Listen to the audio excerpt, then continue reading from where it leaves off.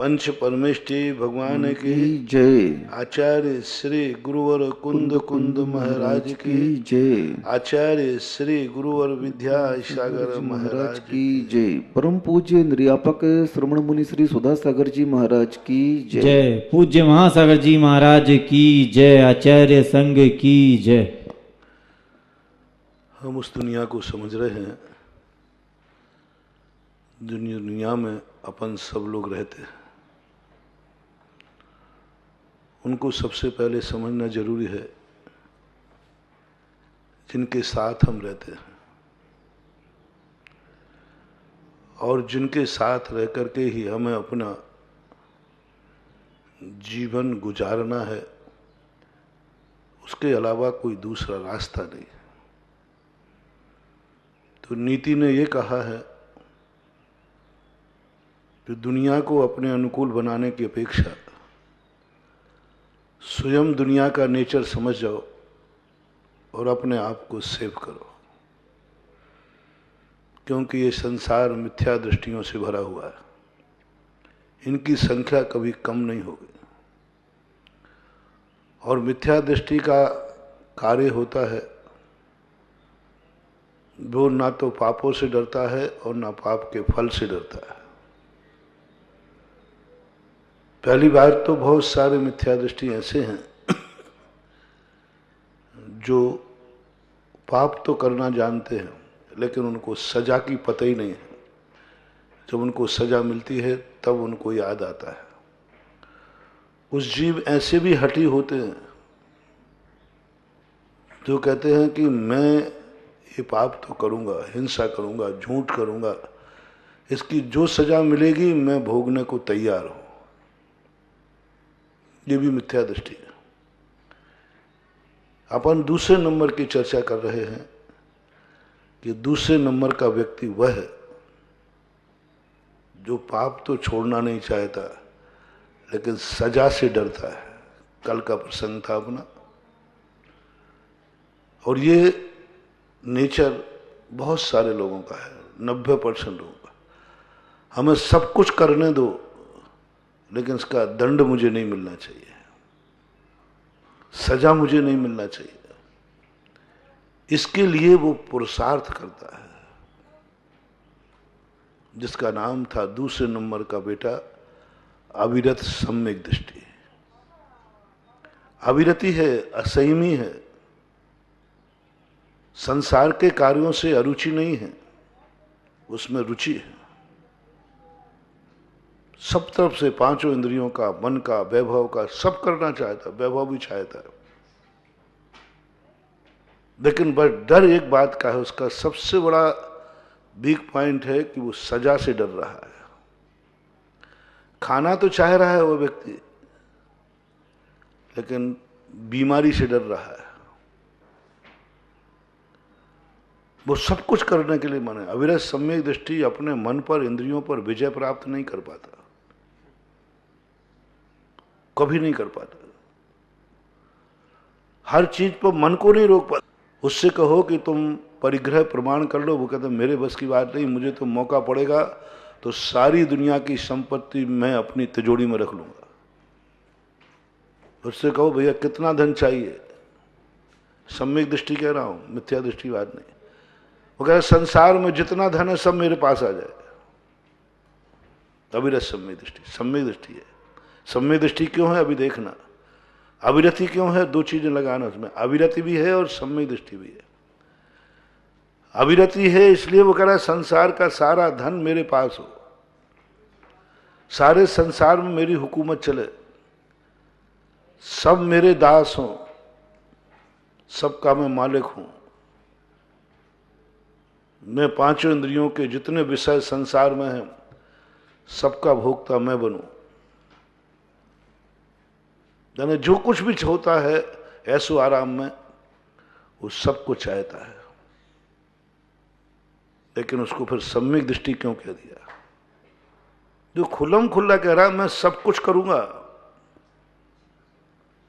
कुछ भी नहीं, मेरा नियम कुछ भी नहीं है, सप्त विष्णु का भी त्याग नहीं। मांस का भी त्याग नहीं है, अष्टमूल गुण का भी त्याग नहीं है, शराब का भी त्याग नहीं है, गलत कार्यों का त्याग नहीं, कुछ नहीं। वो कहता मैं सब कुछ करूंगा, जो जो दुनिया में किए जा सकते हैं मैं सब करूंगा, मेरा कोई त्याग नहीं है। अब ये संयमपना है उसका। लेकिन उसके पास एक दृष्टि आ गई, लेकिन पहले बताओ मैं कर तो सब लूंगा, लेकिन मुझे इसकी सजा मिलेगी तो उससे डर लगता है। बस सम्यक दृष्टि कुछ नहीं, एक भय पाल लिया उसने, डर लग गया। मैं सारी दुनिया की संपत्ति जोड़ लूंगा, भावना है मेरी, इच्छा है मेरी, किसी के पास एक ढेला भी नहीं रहे, एक पैसा भी नहीं रहे, सब मेरे पास है, सब मेरे बैंक में रहे। लेकिन एक डर लग रहा है, वो स्वाध्याय करता है, देख ले संसार की सारी संपत्ति तुम अपने पास रखेगा तो रख तो लेगा, काया से नहीं रख रहेगा, मन से रख ले, मन से रखने में क्या बाधा है, सारी संपत्ति मेरी। लेकिन नरक जाना पड़ेगा। वहवारम परिग्रत्वम नारकस्य ऐसा, तो ये नरक क्या भला है। तो नरकों का वर्णन पढ़ते वो कांप गया, वो डर गया। नहीं, मैं चाहे तो रहा हूं सारी दुनिया की संपत्ति, लेकिन नरक से मुझे डर लग रहा है, नरक नहीं जाऊंगा मैं। तो और भी शराब पीने की बात कही, शराब पीने की इच्छा, बोले हाँ पीने की इच्छा है, तो पी ले, पहले बताओ इसकी सजा क्या है। बोले नरकों में ले जा करके लोहे को पिघला करके इसके बदले में पिलाया जाएगा। वो काम क्या कि मेरे ये किया जाएगा, लोहा पीना पड़ेगा हमें। हाँ, सारे के सारे जब उसने दुखों के अनुभव पड़े वो काम गया। उसने कहा अब भली मैं अपने मन को रोक लूंगा, लेकिन मुझे सजा से डर लगता है। अवरे सम्यक दृष्टि अनंत संसार से डर खाता है, छत्रगति से डर खाता है, त्याग कुछ भी नहीं कर रहा, मन में सब भरा हुआ है लेकिन भय खा रहा है। जैसे कल मैंने कहा था कि दुनिया में बहुत सारे पाप इसलिए रुके हैं, कानून का डर है। दुनिया में बहुत सारे लोग इसलिए ठीक ठाक चल रहे हैं कि कर्मों का डर है। कहा था ना कल, अज्ञानी कानून से डरता है और बहुत सारे पाप कानून के डर से नहीं करता। सम्यक दृष्टि कर्मों से डरता है, कर्मों से डर लगता है। मुझे कर्मों से बहुत डरता है सम्यक। मुनि महाराज और भगवान संसार भ्रमण से डरते हैं। मुझे संसार में नहीं रहना, और मैंने यदि थोड़ा सा भी गड़बड़ किया तो मुझे संसार में रहना पड़ेगा, और मैं यहाँ से संसार को छोड़ना चाहता हूँ, संसार से छूटना चाहता। एक डर बन गया संसार का। जब व्यक्ति को भय हो जाता है तो बहुत कुछ अच्छा व्यक्ति हो जाता है। कहते भय बिन प्रीत होय न गुसाई, भय के बिना प्रीति नहीं होती। आज जितने अपन लोग धर्म कर रहे हैं, अपने दिमाग में बैठ गया है कर्मों का भय। और कल मैंने कहा था ना कि कर्म एक सबसे ईमानदार दुनिया में कोई है। दुनिया में यदि कोई ईमानदार है तो कर्म। आज तक कभी उसने किसी के साथ अन्याय नहीं किया, कभी किसी को गलत नहीं किया, उसका कंप्यूटर कभी नहीं बिगड़ा, कभी नहीं। अनादि अनंत काल हो गए और अनंत जीवों के लिए फल देता है, लेकिन कभी नहीं छूगा। और सबसे ज्यादा बुराइयां उसी कर्म की होती हैं। कल अपन ने समझा था, सारी दुनिया कर्म की बुराई करने में लगी रहती है। कर्म बड़े हैं, दुष्ट हैं, हरि हैं। और कर्म कहता है कि देखो महाराज आप थोड़ा चिंतन करो, मैं न्यायाधीश हूं, लेकिन ईमानदार न्यायाधीश हूं। शनि की बात कही थी ना कि शनि ईमानदार होता है, लेकिन सबसे ज्यादा लोग उसी को ही बुरा मानते हैं, क्योंकि वो समझौता नहीं करता। ये कर्म भी समझौता नहीं करते। वो कहते हैं कि मैं तुम्हें सजा दूंगा, यदि आपने किया है तो आपको भोगना पड़ेगा। ज्ञानी व्यक्ति को कर्म की ईमानदारी समझ में आ गई। मुनिराज को ईमानदारी समझ में आ गई, ये कर्म माफ नहीं करेगा, ये नहीं देखेगा कि ये महाराज है, वो नहीं देखेगा। किसी को नहीं देखता कर्म, उन्हें भगवान ही को नहीं देखता वो, तो मुनिराज को क्या देखेगा। कोई वीआईपी व्यवस्था नहीं कि मुनिराज ऐसा करेंगे तो मुनिराज को कर्म बंद कम होगा, नहीं। कर्म कहता है मेरे यहां सब बराबर हैं, कोई किसी का नहीं। तुम्हारे होंगे भगवान, 6 महीने से ऋषभदेव घूम रहे हैं, बोले होंगे आपके भगवान, मेरे तो अपराधी हैं। हाँ, उन्हें कह रहे पारसनाथ को देख लीजिए, होंगे तुम्हारे भगवान, मेरे तो कर्म कहता है मेरे तो अपराधी है, मेरे तो अपराधी है, मैं तो सजा दूंगा। कर्म की दृष्टि में भगवान और भक्त का कोई भेद नहीं होता। इसलिए जैनाचार्य ने सबसे पहले कहा कर्म से डरना, क्योंकि कर्म ईमानदार है। कैसी विशेषता बना, लक्षण कैसा बना रहा हो, कर्म से डरना क्योंकि कर्म ईमानदार है। बेईमानी से ज्यादा, बेईमान व्यक्ति से ज्यादा डर नहीं है, रिश्वतखोर ऑफिसरों से ज्यादा डर नहीं है। जिस समय रिश्वतखोर ऑफिसर आ जाते हैं, लोग खुले रूप से 2 नंबर के काम करते हैं। बोले क्यों, डर क्यों लगा, बोले ऑफिसर खाऊ है, फंस जाएगा, दले के निपट जाऊंगा। लोग पाप करने में जब डरते, जब कोई ईमानदार आ जाए। इसलिए जिनवानी ने कहा कि तू कर्मों से डरना, वहां मेरा समझौता नहीं चलता, क्योंकि कर्म ईमानदार है। वो नहीं देखेगा कि तुम भगवान बन गए हो, वो नहीं देखेगा कि तुम महाराज बन गए हो, वो तो मात्र तुम्हारा कृत्य देखता है। तो अविरत सम्यक दृष्टि डर गया फल से। तो फिर वो कहता क्या करूं अब, तो फिर एक तीसरा रास्ता निकलता है कि मेरे में कितनी शक्ति है कर्मों को भोगने की, और कितने कर्म ले दे करके भी हम निपटा सकते हैं। पाप तो करूंगा मैं, लेकिन कितने कर्म हैं, कितने पाप हैं जिनकी जमानत हो सकती है। 2 प्रकार के अपराध होते हैं। एक अपराध वो जिसकी कोई जमानत नहीं होती, कोई जमानत नहीं होती, बहस भी चलेगी, सजा भी जब नहीं बुली तब तक जेल में ही रहना पड़ा, जेल से जेल की सजा हो जाती है। जिसमें जमानत ही नहीं है तो वो तो कृत्य छोड़ देता है, जिसमें कोई जमानत नहीं। अब वो उनकी लिस्ट बनाता है पापों की जिसमें जमानत होती है। अपराध तो है लेकिन जमानत हो जाती है। अपराध तो है जिसमें गवाह के माध्यम से यदि गवाह मिल जाए अच्छा, तो हम बरी हो सकते हैं। बहुत से अपराधी लोग जो होते हैं ना, गुंडे लोग, ये 10-25 गवाह खोज के रखते हैं, क्योंकि उनको गलतियां करना ही है, गवाह बना के रखते हैं। वकीलों से बना के रखते हैं क्योंकि हमें जमानत मिलना चाहिए, अपराध तो मैं करूंगा। अविरत सम्यक दृष्टि एक ऐसा ही व्यक्ति है जो हमेशा उन पापों की तरफ करने में नहीं चूकता है जिसकी जमानत हो जाती है, जिसकी गवाह हो जाती है, जिसका थोड़ा बहुत दंड देकर छोड़ दिया जाता है। थोड़ा बहुत दंड, उस दंड से ज्यादा नुकसान नहीं होता। ये मार्ग जिनवानी ने, ऋषभदेव ने आप ग्रस्तों को निकाला, दूसरे नंबर बेटे को निकाला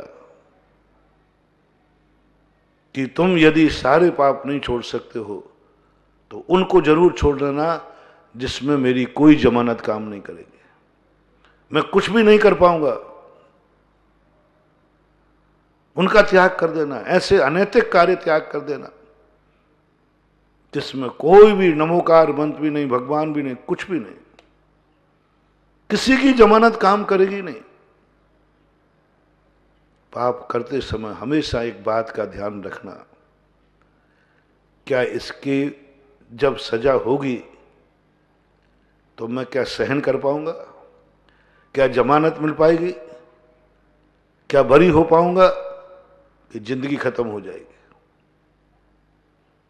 मैंने सुंदरी के एक दिन श्रीपाल ने पूछा, बहुत सारे लोग आते हैं दुखी होकर, हमें दुखी लोगों से परेशान नहीं हूं, मैं परेशान उनसे हूं जिनके दुखी मेरे दरवाजे आए, मेरे पास आए और मेरा आशीर्वाद भी उनको दुख से दूर नहीं कर पाता। उनसे मैं बहुत दुखी होता हूं, बहुत परेशान होता हूं। मैं समझता हूं कि रे पापी, पहली बात तो गुरु किसी की जमानत लेते नहीं।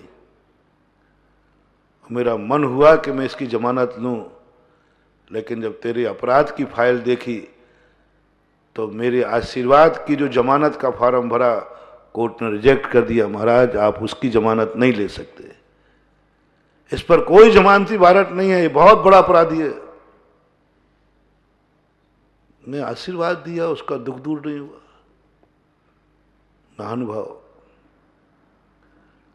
तुम अपराध करते हो, करो, कम से कम कभी गुरु कृपा करना चाहे, गुरु आशीर्वाद देना चाहे तो कम से कम वो पाप, वो दुख गुरु के आशीर्वाद के बाद कट जाना चाहिए। ऐसा क्या तुमने पाप कर लिया कि गुरु की जमानत खारिज हो गई? गुरु ने तुम्हारी बरी कराना चाहा, कोर्ट ने नकार दिया।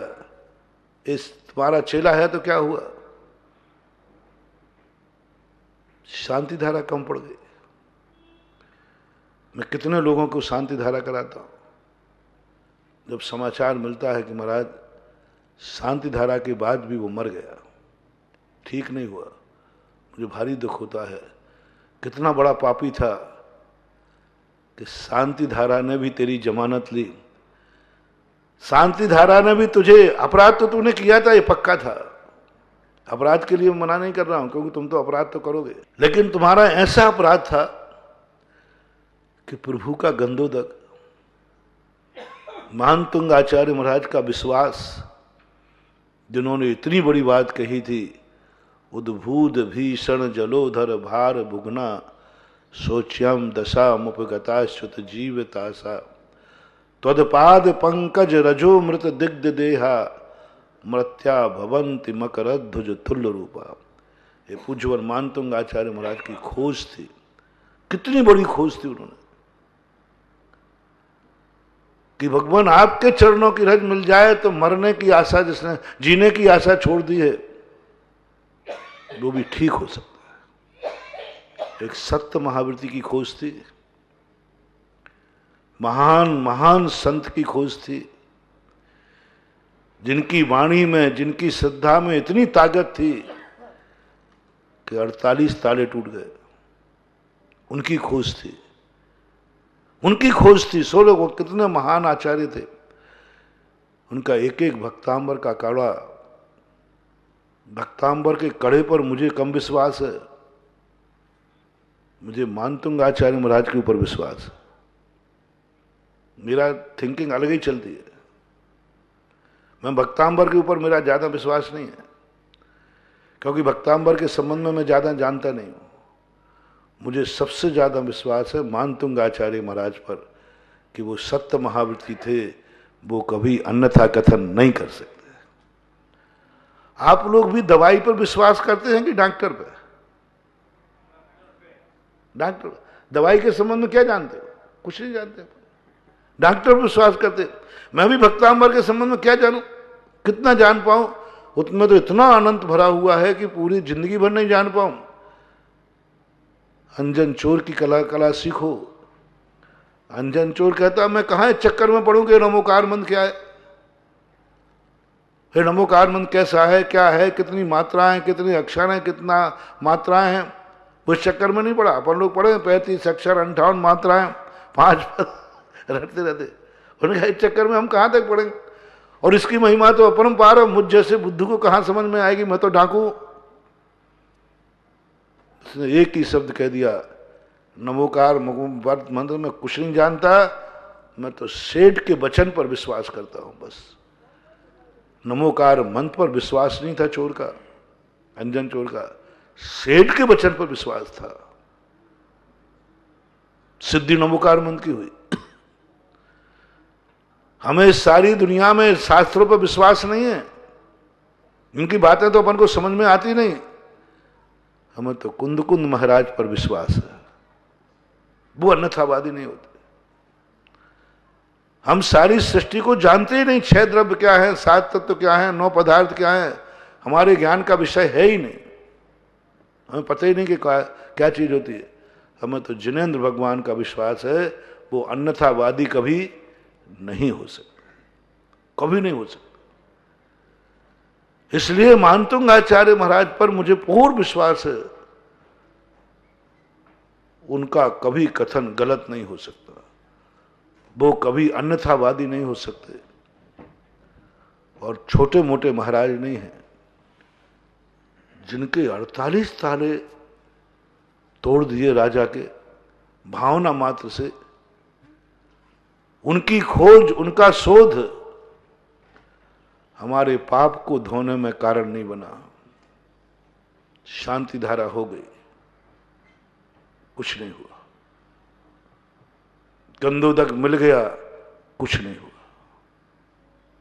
जिनवाणी कहती है, रे पापी, ऐसा क्या तूने पाप किया कि शांति धारा की जमानत भी खारिज हो गई। शांति धारा की जमानत खारिज हो गई। जो बड़े बड़े केसों में भी जमानत चल जाती थी शांति धारा की। इतना बड़ा केस कि यमराज भी लेने आ गया। सारी दुनिया ने कह दी अब तो ये मरेगा, कोई नहीं बचा सकता। सोश्याम दशाम उपगता शुद्ध जीवित आशा। लेकिन जैसी 2 गंधोदक की बूंदों की जमानत हुई, व्यक्ति जिंदा हो गया। जिसकी जमानत यमराज के सामने भी फीकी पड़ जाए, और तूने इतना बड़ा पाप किया कि गंधोदक लगाने के बाद भी तेरा दुख दूर नहीं हुआ। जनवाणी बस यही टोकती है, ऐसा पाप मत करना जिसमें गंधोदक भी काम नहीं करे।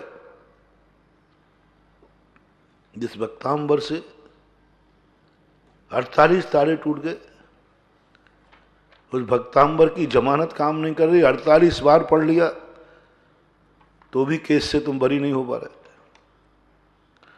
तुम अदालत से बरी नहीं हो पा रहे। 48 बार पढ़ लिया भक्तांबर। ऐसा क्या अपराध कर डाला तुमने कि भक्तांबर की जमानत खारिज हो रही है। नमोकार मंत्र की मालाएं खत्म हो रही है। एक बार नमोकार मंत्र फेरने से अनचिंत महिमा है, श्रद्धा मात करने से। और यहां तो मालाएं पे मालाएं फिर रही हैं, फिर भी कुछ नहीं हो रहा। जिस पूजा से, भगवान की पूजा से कोबरा सांप का काटा हुआ भी ठीक हो रहा है, और ऐसा क्या हो रहा है कि वही पूजाओं से कुछ असर नहीं पड़ रहा है। व्यक्ति ज्यों का त्यों। मैंने सारे शास्त्रों में जितनी क्रियाएं देखी, कई मरीजों पर मैं सारी दवाइयां लगा देता हूं, सारी दवाइयां लगा देता हूं, लेकिन फिर भी सफल नहीं होता। तब हताश हो जाता हूं, हताश हो जाता हूं। ऐसे पापी के प्रति मैं क्या करूं। सब कर लिया, शांति धारा करा दी, भक्तांबर करा दिया, नमोकार मंत्र पढ़ा दिया, सब कुछ कर लिया, सब फेल हो गए। डॉक्टर उस समय हताश हो जाता है जिस समय वो उसके पास जितनी दवाइयां थी सब दे देता है, फिर भी मरीज के लिए कोई फर्क नहीं पड़ता। तो डॉक्टर भी कह देता बस अब मेरे बस की बात नहीं है, अब ऊपर वाला जाना है। डॉक्टर जो कभी भगवान को नहीं मानते, डॉक्टर लोग कभी भगवान को आस्तिक नहीं होते, वे भी अंत में कहते बस अब हम थक गए, हताश हो जाता है। मैं भी आप लोगों के बीच में रहकर बहुत बार हताश होता हूं, बहुत बार थकता हूं, क्योंकि मैं एक बात का डॉक्टरी है कि मैं हर व्यक्ति को सुखी देखना चाहता हूं, हर व्यक्ति को निरोग देखना चाहता हूं, हर व्यक्ति के चेहरे पे मुस्कान देखना चाहता हूं, हर व्यक्ति के चेहरे पे हंसी रहे, आंख में कभी आंसू नहीं आए। इस कोरोना के कारण से मैं प्रतिदिन अपनी फार्मेसी डिपार्टमेंट में प्रतिदिन कोई ना कोई दवाई बनाता रहता हूं, दवाई चलती रहती, बनाते रहता हूं। मात्र ये कारण, यदि ये भाव आ जाए, दुनिया मरे तो मरे, हमें क्या लेने देना है, अपना कल्याण करो, अपना लोटा छानो और जाएं। तो फिर मुझे इतनी मेहनत करने की जरूरत नहीं थी। इतनी मेहनत करनी, मुझे अपने लिए इतनी मेहनत करनी नहीं पड़ती। जैसे एक गृहस्थ होता है ना, अपने पेट के लिए उसको ज्यादा मेहनत नहीं करना, 2 रोटियां खाना है, लेकिन फिर भी दिन भर मेहनत किसके लिए करता है? परिवार है, रिश्तेदार है, समाज है, इतना बड़ा सब दुनिया है, उसके लिए मेहनत करना पड़ती है। इसी प्रकार कई बार ऐसा भाव आता है, मुझे अपने लिए तो कुछ करना नहीं, मेरा तो काम बहुत ओम नमः सिद्धेभ्य काफी है, दिन भर का गुजारा चल जाएगा। एक बार इतना बोल दूंगा तो सुबह उठ करके मुझे एक बार पूरा नमोकार मंत्र नहीं, ओम नमः सिद्धेभ्य बोल दे, इसमें इतना कमीशन आ जाता है कि 24 घंटे आराम से निकल जाएंगे। मेरे ओम नमः सिद्धेभ्य में इतनी ताकत है, इतना उसका शेयर मेरे मुख से बोलना चाहिए, मेरे मन वचन काय से बोलना चाहिए, मेरी ज्ञान चेतना से बोलना चाहिए। और मेरी ज्ञान चेतना से बोला हुआ ओम नमः सिद्धेभ्य हमारे लिए 24 घंटे काफी है। नमो अरहंताणम बोल दें तो 1 हफ्ते का इंतजाम, और पूरा नमोकार मंत्र बोल दें तो मंथली वेतन आ गया खूब आराम से, और पूरी माला फेर लें तो फिर तो साल भर का बही खाता बन जाता है। कोई ज्यादा करने की जरूरत नहीं है, एक सामयिक ही काफी है, 1-2 मिनट के लिए ध्यान करना। और हमारा तो मैंने कल कहा था ना, मुनि यदि सही सलामत चले तो मुनि के पास इतनी कमाई है कि वो अपनी जिंदगी में कभी खर्च कर ही नहीं सकता। कोई खर्चा तो कुछ है ही नहीं, कमाई कमाई। लेकिन फिर भी जाकर के इतने सारी खोजें करता रहता हूं, दवाइयां, कभी अभिषेक की महिमा खोजी, कभी शांति धारा की महिमा मैंने अपने लिए नहीं खोजी थी। शांति धारा को मैंने पढ़ा जब शुरू में, तो मैंने अपने लिए नहीं पढ़ा, मेरे लिए शांति धारा कार्यकारी है ही नहीं, मुझे तो शांति भक्ति बताई, तुम्हारे लिए खोजी मैंने शांति धारा। और जब शांति धारा की खोज मुझे मिली तो मुझे विश्वास हुआ कि शांति धारा के बल पर मैं संसार को सुखी कर दूंगा, निरोग कर दूंगा। जब मैंने महिमा पढ़ी थी शांति धारा की, इन बीजाक्षरों का जब मैंने ध्यान किया, इन बीजाक्षरों का जो शुरू हुआ, तो मेरे अंदर एक भाव जागा था, आप ठीक नहीं हुए तो आप बदनाम किसको होना पड़ा? आशीर्वाद का नंबर आशीर्वाद के कटे, लोगों ने आशीर्वाद के, मैं तो समझता था कि आशीर्वाद होने के बाद सब ठीक हो जाएगा, कुछ नहीं हुआ। लो साहब, शेयर कम हो गया, शेयर कम हो गया। इसलिए भावना भाव कि हे प्रभु, मेरे से कोई ऐसा पाप ना हो जाए, मैं पाप की सजा से नहीं डर रहा हूं, लेकिन कहीं ऐसे पाप की सजा मिले कि मेरे गुरु के आशीर्वाद का चमत्कार कम ना हो जाए, मेरे कारण से कम नहीं हो जाए। मैं बढ़ाना चाहता हूं, जिस चीज को, मेरे कारण शांति धारा ऐसे ना हो जाए, मैं ऐसा पाप करूं कि शांति धारा बदनाम हो जाए। लोगों को सबको मालूम है कि इसका शांति धारा में नाम बोला गया। पहले तो चुपचाप होती थी, अब तो लाइव में और आफत हो गई। तो चुपचाप, अब तो लाइव में सारे जगत को मालूम है कि आज महाराज ने इसका नाम बोला है, और कल सूचना पड़ी फलाना चंद चला गया। लोगों को विश्वास क्या था कि इसका शांति धारा में नाम बोल गया, इसका अर्थ अब इसका कुछ बिगड़ने वाला नहीं है। सबको यही मालूम है और सब जानते ही हैं, अब कुछ नहीं बिगड़ेगा, शांति धारा में नाम आ गया इसका, अब कुछ नहीं बिगड़ेगा। दूसरे दिन आ गया समाचार कि फलाना चंद चला गया। शांति धारा में नाम बोलने के बाद चला गया, आपके कारण से, आपके पाप के कारण से, आपके अपराध के कारण से, कि आपका अपराध इतना जबरदस्त था कि शांति धारा को बदनाम होना पड़ा, बदनाम होना पड़ा। अपराध करते समय सोचना, मैं अपराध की मना नहीं कर रहा हूं, आप अविरत सम्यक दृष्टि हैं, ग्रस्त हैं, लेकिन करते समय सोचना कहीं शांति धारा बदनाम तो नहीं हो जाएगी इससे। कर सको तो प्रभाव ना करो। देखो जितनी कथाएं हैं उन सब कथाओं से धर्म की महिमा बढ़ी है। अंजन चोर ने किसकी महिमा बढ़ाई? नमोकार नंद। मैना सुंदरी ने किसकी महिमा बढ़ाई? सिद्ध चक्र मंडल विधान के। सती सीता ने किसकी महिमा बढ़ाई? शील धर्म की। समंत भट्ट ने किसकी महिमा बढ़ाई? श्रद्धा की, आस्था की। हर कथा को उठा के देखो, हर कथा में उस व्यक्ति का नाम किया गया जिसके कारण से वह व्रत बढ़ गया।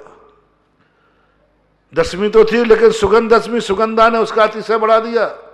ऐसा व्रत किया, ऐसा व्रत किया कि उसकी दुर्गंध दूर हो गई, कोढ़ दूर हो गया। लो चमत्कार हो गया, चमत्कार हो गया। प्रभावना किसे कहते हैं? तुम्हें कोई धर्म नहीं करना, तुम्हारा कोई धर्म है भी नहीं। तुम जिस धर्म को करो दूसरा प्रभावित हुआ कि नहीं? तुम्हारी जिंदगी में ऐसा कौन सा धर्म हुआ है जिस धर्म को देखकर दूसरा कहता है, कह जाए अच्छा ये धर्म है?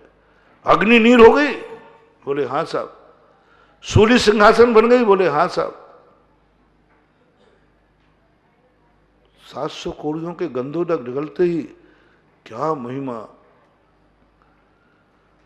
मुझे तो लगता है कि वो तो नारी पर्याय में थी, यदि स्त्री पर्याय, पुरुष पर्याय में होती तो मैना सुंदरी तीर्थंकर बन जाती है, और आगे बन जाए तो कोई बड़ी बात नहीं, अभी तो स्वर्ग में है। कितनी बड़ी प्रभावना गंधोदक को। जब ये खबर सारी दुनिया में फैली, आज तक देखो हजारों वर्ष हो गए, लाखों वर्ष हो गए, आज भी कितनी महिमा है मैना सुंदरी की कि गंधोदक छिड़कते ही 700 कोड़ियों के दूर हो गए। बोलो गंधोदक की महिमा कितनी बढ़ गई, कितनी बढ़ गई। कल्पना करो, भगवान भी इतनी गई महिमा नहीं बढ़ा पाए गंधोदक की। शास्त्र जिनवानी इतनी महिमा नहीं बढ़ाता है, कहते रहे। गुरु महाराज ने भी खूब कहा होगा उस समय के साधुओं ने, गंधोदक की महिमा नहीं बढ़ाए, और मैना सुंदरी ने प्रैक्टिकल करके इतनी महिमा बता दी कि सारे जगत में गंधोदक की जय जयकार हो गई, और आज तक जय जयकार हो रही है। ऐसी हर कथा के साथ में देख रहा हूं। तुम्हारे कारण से कौन से धर्म की जय जयकार हुई है? तुम भगवान के भक्त हैं, अपन भगवान के भक्त हैं। क्या अपने कारण कभी भगवान को कुछ मिला? अपने कारण से कहीं भगवान की जय जयकार हुई? उस मूर्ति को कोई पूछने वाला नहीं था। कभी प्रयास किया? तुम्हारे कारण से, भगवान के कारण से अपनी तो खूब जय जयकार हुई, लेकिन अपने कारण से भगवान की जय जयकार हुई क्या? कभी प्रयास किया? किसी मूर्ति को, किसी भगवान को कुछ ऐसा चमत्कार दिखाया जिससे लोग कहें अच्छा उन भगवान की पूजा की तुमने, उस मंदिर में गए?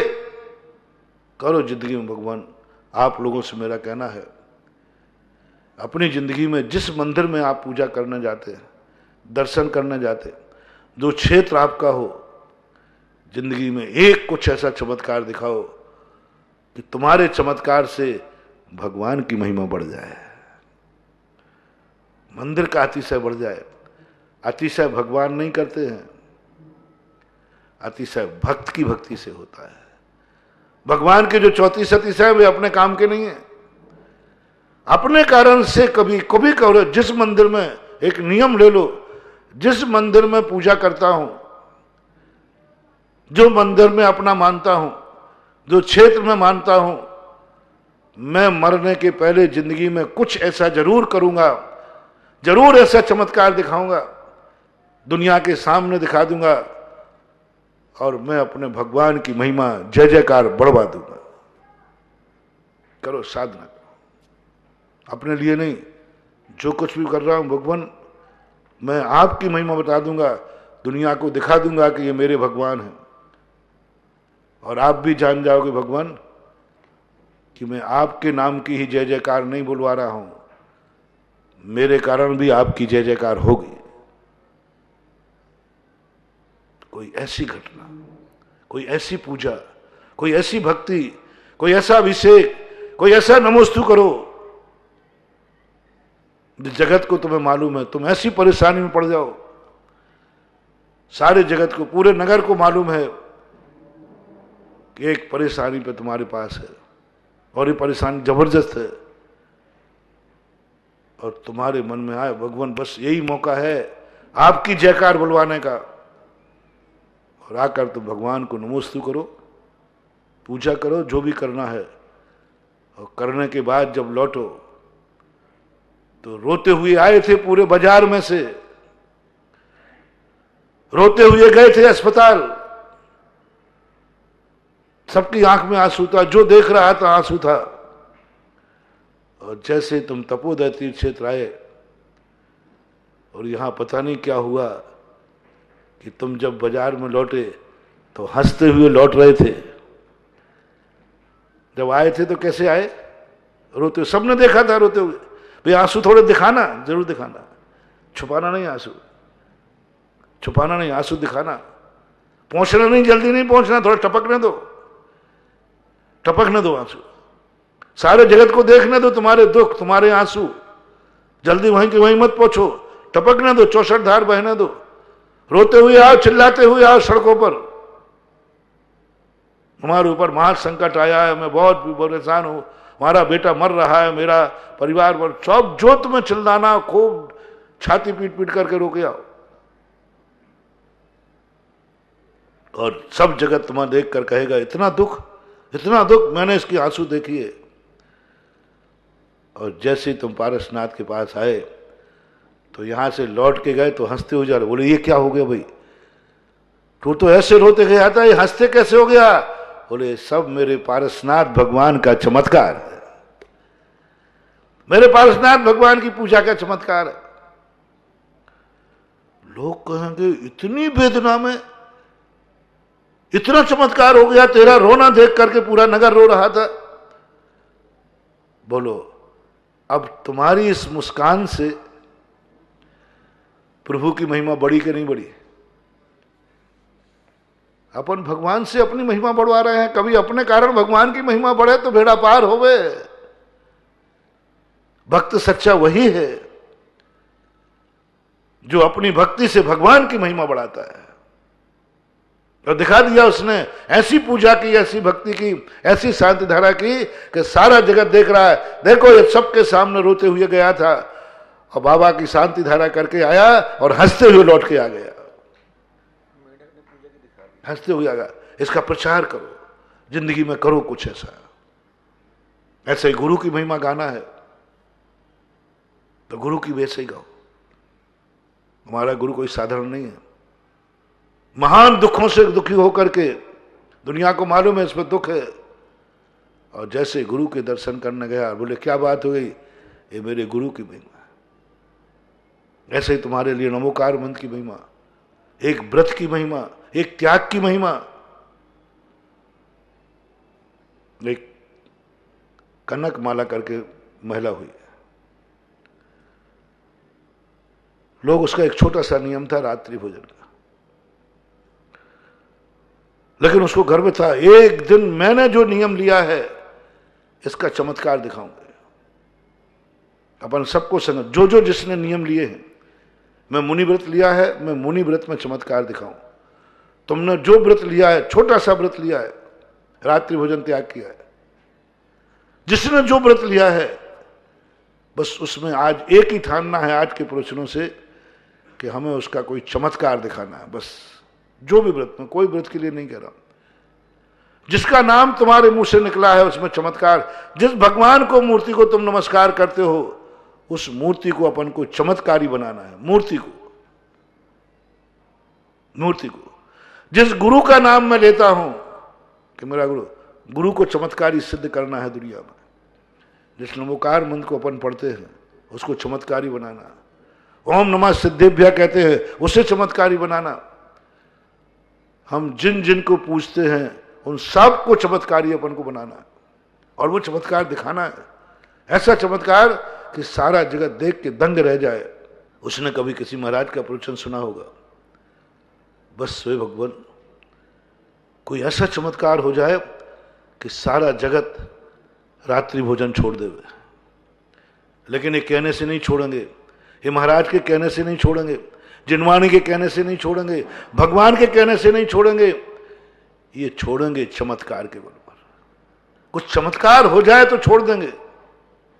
और आप देख रहे हो आज कलयुग में, चौथे काल की बात, कलयुग में चमत्कार है तो नमस्कार है, चमत्कार को नमस्कार है। भैया तुम मंदिर दर्शन, पहले महाराज चमत्कार बताओ इस मूर्ति में क्या है। चमत्कार नहीं बताओ तो कोई दर्शन ही नहीं करे, ताले लग जाए मंदिरों में।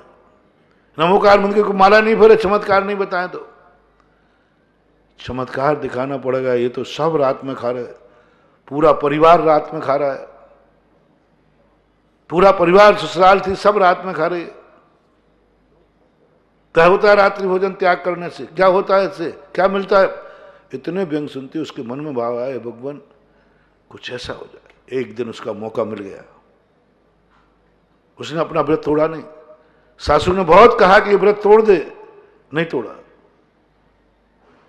अंत में सासू की पूरी कहानी को गौण करके छोटा सा संक्षिप्त में लेता हूं। जब उसने कहा, बेटे से कहा, ये बहू मेरी बेइज्जती कराती है, ये रात में नहीं खावे, धर्मात्मा बने, और मैं रात में खाती हूं, सारी समाज में मेरी बेइज्जती होती है। देखो बहू धर्मात्मा और सासू पापात्मा, कसाय बहुत बड़ी चीज होती है। बेटे से कहा, बेटा इसको मार डाल दो या छोड़ दे। इज्जत वाला परिवार था, उसने कहा कि ऐसा करो सांप से कटा दे। तो एक हंडे में सांप ला करके, और पूरी कहानी तो मालूम है, उसको निकालने। दो कथाएं आती हैं, एक मनुवती का और कनकमाला का भी, दोनों का है। कमलश्री, कनकमाला ने कमलश्री, सोमासती का और एक कमलश्री का। नाग लाया गया, हाथ डाला, वो हार बन गया। हार बनने के बाद जैसे उसके गले में डाला सांप बन गया, मर गया। राज दरबार में कथा पहुंची, राज दरबार में पहुंचा तो बोले तुमने ऐसा क्या किया? बोले साहब मैंने तो कुछ नहीं किया, हमने निकाला तो हार था, मैंने पति को पहनाया तो नाग बन गया, ये मर गए। लोगों ने, अच्छा तेरे में ऐसी क्या शक्ति है, कौन से भगवान सिद्ध हैं, क्या मंत्र तेरे पास? बोले भाई साहब मेरे पास तो कुछ भी सिद्ध नहीं है, मेरा एक नियम है रात्रि भोजन त्याग का।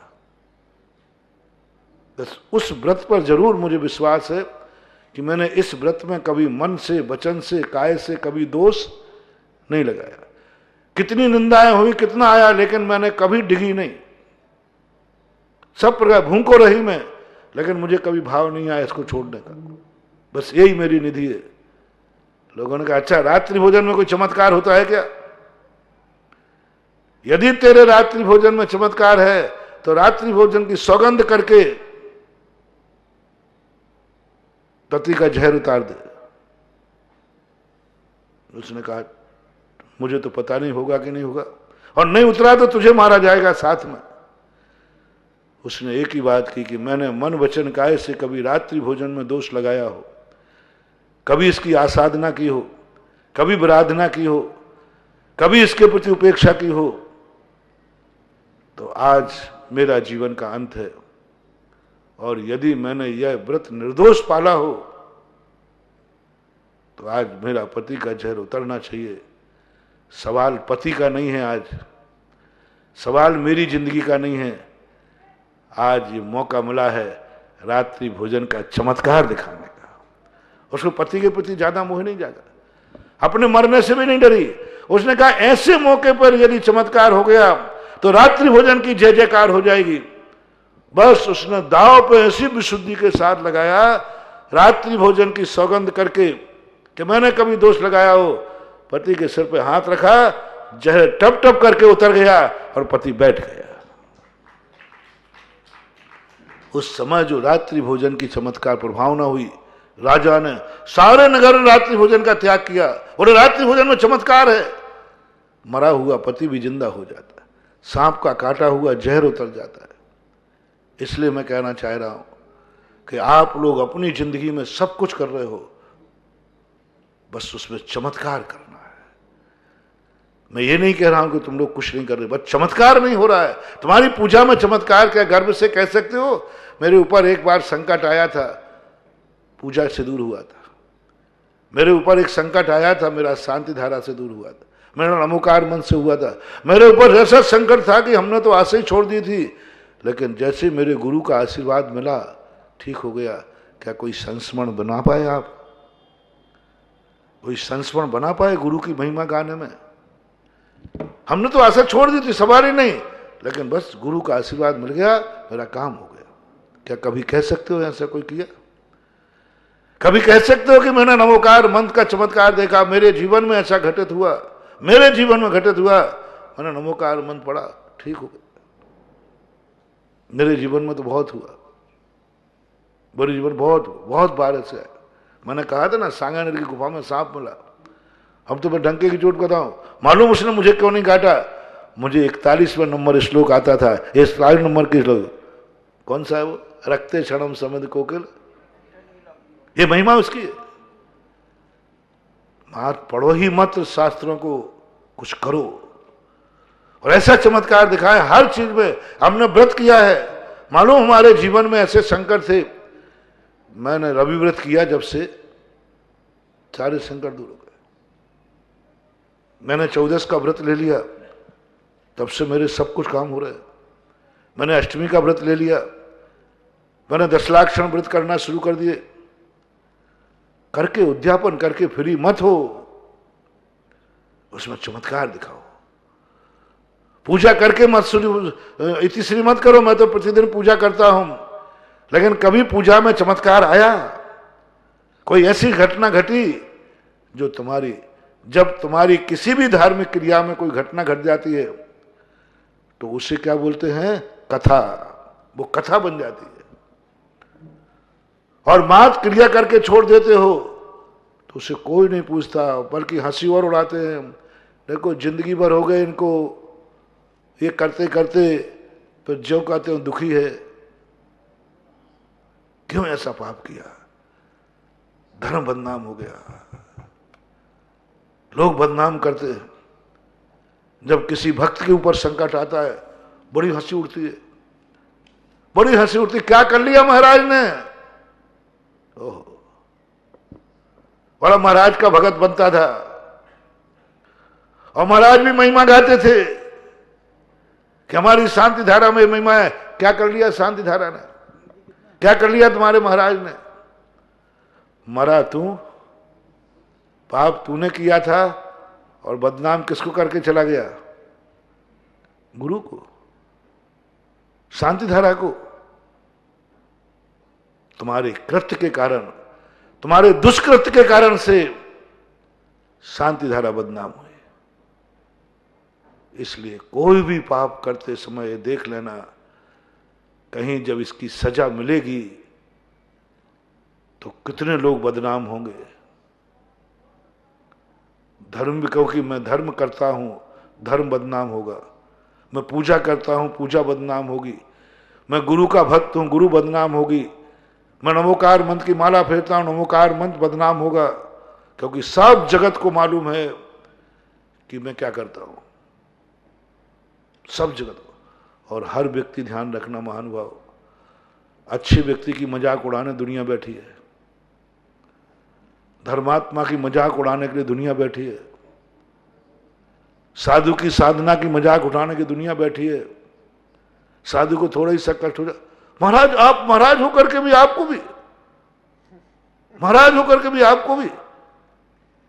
हमने तो सुना था कि महाराज की शक्ति में चमत्कार होता है, अतिशय होता है, और आपको भी संकट। लो, हमारे कारण से मुनि धर्म बदनाम हो गया। काहे का मुनि धर्म है? मुनियों को हमने परेशान होते देखा, मुनियों को हमने संकट में देखा।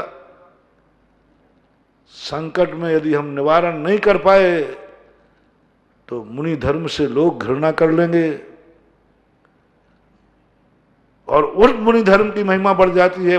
संकट आवे और मुनि धर्म के नाम पर संकट टल जाए तो लोग कहते हैं क्या बिगाड़ लिया हमारे महाराज का, ये महाराज की साधना है, तपस्या है। हम चाहें तो इस मुनि धर्म को बदनाम कर सकते हैं, चाहें तो हम इस मुनि धर्म को आकाश की ऊंचाइयां दे सकते हैं। बस हमें करके दिखाना है कि मैंने जो व्रत लिया है इस व्रत का कितने चमत्कार है। समय आपका हो गया। सबको आज एक ही होमवर्क है, जिस जिसके पास जो नियम है अपनी जिंदगी में एक संकल्प करना है, उस व्रत से चमत्कार दिखाना है। और भक्ति से भक्तांबर पाठ पढ़ते हो प्रतिदिन तो एक ठान लो, एक दिन मैं दुनिया को दिखा दूंगा कि जो भक्तांबर पाठ पढ़ता हूं इसका शक्ति कितनी है, और सारी दुनिया जानेगी कि भक्तांबर से कैसे संकट दूर हुए। इस प्रकार की यदि अपनी बन जाती है बात तो ठीक, अभी अपना वही चल रहा है अविरत सम्यक दृष्टि की बात। दूसरे नंबर का बेटा को मैं संभाल रहा हूं कि तुम असहमी हो, कुछ छोड़ोगे नहीं, लेकिन ऐसा मत करना जिससे ये सब दाव पर लग जाए। महावीर भगवान के